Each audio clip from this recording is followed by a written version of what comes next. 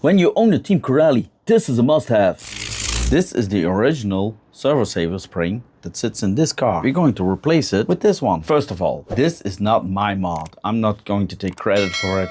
It's a mod that I read on Team Corelli forum by a guy named Danik, I think. He did that mod and now everybody's doing it over there. I just want to explain you guys how to do it and where you get the parts from and everything. Well, this is my Team Corelli Kigama. This is the original spring that sits underneath there. And everybody is having trouble, you know, with steering and everything. And now what they're doing is put bigger servos in there. But if the servo saver isn't good, servo, yeah, doesn't work anyway. So you can see the difference here. This one is quite bigger than this one. Compression rate from this one is harder than this one. I'm not that very strong with my fingers, but see, this is soft and this one, the other one, is very, very hard. Wow, that is really hard. You really think you can go all day long? Well, you always left me satisfied and smiling, so. That's what she said. Michael, please. Please. So we're going to get this one in there and see what the difference is. And if this mod is good, I'm going to do this with all my cars.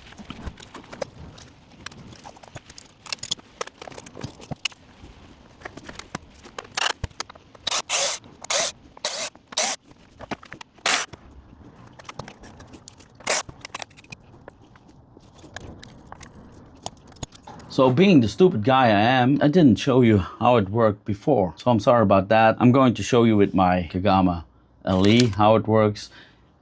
It's not the same servo in there, but you'll get the idea. Here it is, and it's pretty dirty. And now you can see how the spring is compressed over here. There's not so much room for movement. So we're going to replace it with, this is the one that sits in there normally. We're going to replace it with this one. And I already showed you, this is the difference. Compression rate would be much more. You can see the bearings are pretty dirty. I 3D printed this. You can find it on Thingiverse, I think. And this is for cleaning the bearings. So I'm going to try this one out. The deal is, you take a bearing out. Like that. You put it in here. Like this. You put that one on there. And then you spray with WD-40 or something in there to clean it out. And all the debris and things come out of here. We're going to see if this works, if it's going to be clean or not. Then, of course, you have to re-lube them. You can see the bearing is in there. Put it in there and spray. So let's see what came out. Is this going to work? It looks cleaner, but is it cleaner? I don't know. We're going to do this with all the 4 bearings that are in there. I can't remember who made this file. I'm going to put this in the description, of course. So if you want to 3D print this one too. Where's the bearing? Over here. You can do bigger bearings too. Oh, that's cool. It works. Let me see. I have this bearing pusher, or how do you call this thing? And if you see if this bearing is sitting on there, how it turns. It turns pretty good. I'm going to lube them, of course, because this is not a lube. Make something loose and it stops squeaking and squeezing, and it gets the water out, not the water, the moist out. It protects, it cleans, but it's not a lube. So everybody say clean and lube your WD-40. It's not a lube. If you want to lube something, use this GT85. This is PTFE in there. This is a lubricant. It says on there, penetrate and water displacer. This is much, much better than this one. So I use this one. not that one. This is good for cleaning. This is good for penetrating and lubricant. But if you have bearings and you want to lube them, I have something that I use. This is from Much More. It's an old brand, and I use it quite a lot. Still some in there. And I also have this one, MR33 for racing. I think this was from AliExpress. It's very, very thin fluid. This is the thinnest I have. This is a little thicker. I think this works pretty good. I have to test it some more. What do you think about that thing? Let me know in the comments. Of course, I'm going to clean this also completely, because this has to go, and you can see how much the dirt there is collecting on there. Just showing you that this is the spring that came out of the car, and this is the spring that I showed you, so they are both the same. And this is the spring that's going in there. So you can definitely see there's a huge difference between the two. This is very soft, and this is very hard. We have to mount this on there, and as you can see, when you put this in there, very good, flat and everything, because that's what you have to do. Mount it in there as flat as possible. You can definitely see here that we're not going to get that one easy on there. So you definitely need to use some force to get this screw on there. So let's do this. It's hard to do this on camera, so forgive me if you don't see anything.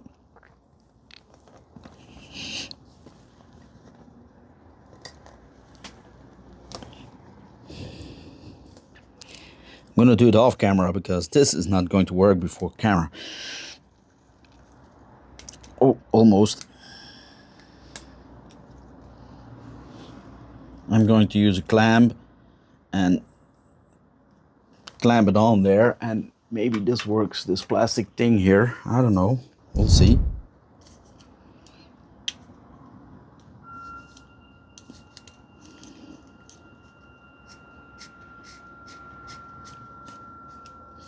Yeah, this works, guys. Use a clamp, push on it and turn on it at the same time, and then you can really get it on there. And now it's getting real hard to get it on there, and looks, it's just flush. So I'm going to put some pliers on there, and I cannot turn it anymore. You have to see 2 threads, and that's enough. 2 threads.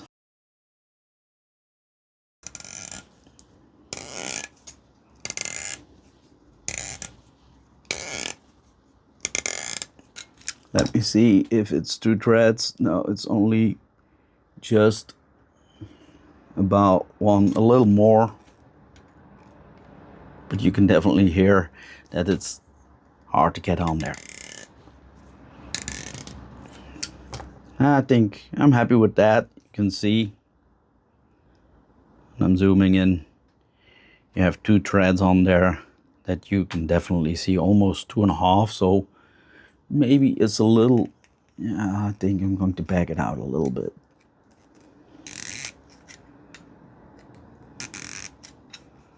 Like that. Yeah. Like that. This is better. Yeah. You cannot, I repeat, you cannot do this when it's on the car, because this is way too tight. I'm going to measure this, and then you have a reference if you want to do this mod, if it's good, if steering is good. And so I'm going to measure this, and this is now measured from the top, 2.2. We're going to make that 2 millimeters. That's easy to remember. A little bit less, make it 2 millimeters. Yeah, it's 1.95. That's about it.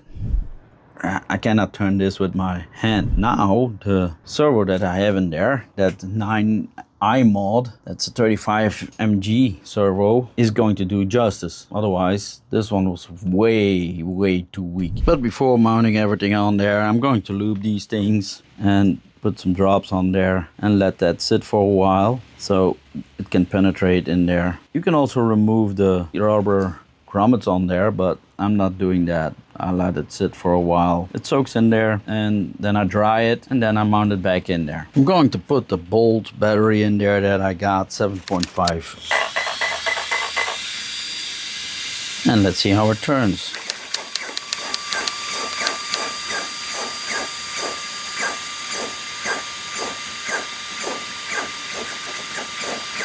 I think it turns better. I'm gonna put my Gegama LE next to it. This still has the stock spring. Mind, this is on storage. Here's the LE version. And this also has a 35 Pro in there.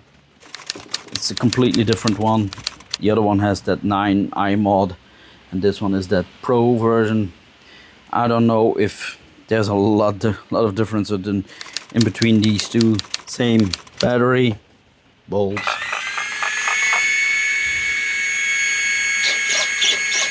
This turns a lot faster, so I think it's the servo.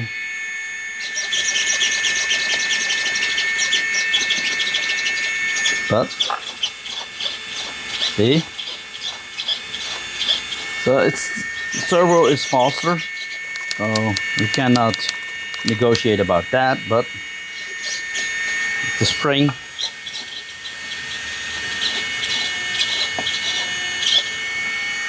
I think that mod is going to work.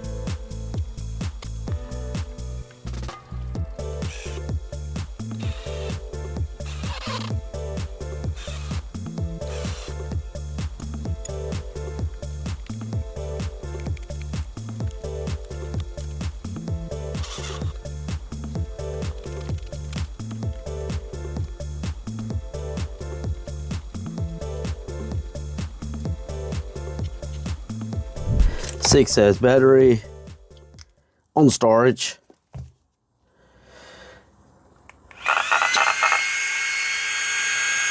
LED mod is done, and you can definitely see this works a lot faster.